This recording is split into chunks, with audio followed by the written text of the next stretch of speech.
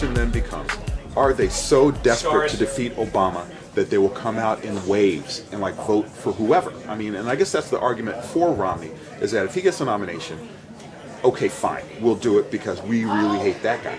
But if it's Kane or Perry, it's a harder. But your predicate is that people hate Barack Obama. Well, the predicate is that conservatives hate Barack Obama. Right, but I would argue that block of voters aren't a majority block of voters anymore. That block of voters. You think they're extreme? You think they're fringe? Well, yeah. I mean, look, and the electorate is changing. Look, if you say the McCain electorate, yeah, they're gonna be rabid against Barack Obama anyway.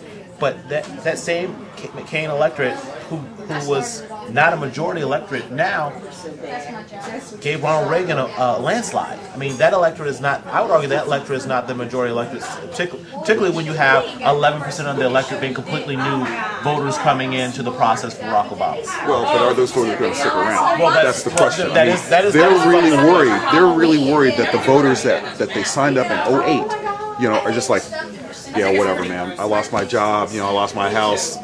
I'm checked out of the process. Yes, we are very worried about that block showing back up, and I think you'll see a lot of the campaign unfolding around trying to re-energize and bring those voters back into the fold. What argument can they make that will? Okay, fine, we'll do it. There are a lot of arguments that you can make. One of the most fundamental arguments that you can make is it pivots right back to our initial point. If you liked the policies of George Bush, you're going to love the policies of whether it be Perry or Romney, whoever, because they all double down on these same policies. Particularly if you look at the energy of Occupy Wall Street, if you like the same policies that have grown this gross inequality, you're going to love Mitt Romney.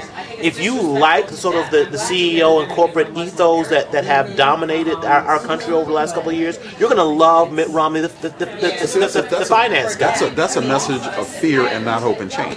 That's a message of holy. This is America.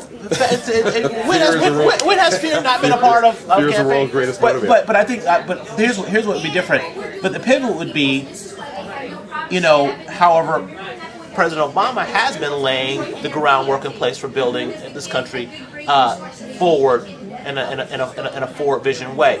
Whether talk so you about have to hope that it works. Well, no, you got to do both. You always have to contrast, and there's a fundamental contrast, and then there's the pivot, which is about, and truthfully, look, America, you all want green jobs and green economy. You see the other world, you see China and India sort of begin to dominate these new technologies, and you understand that for our children's future, we have to compete with them.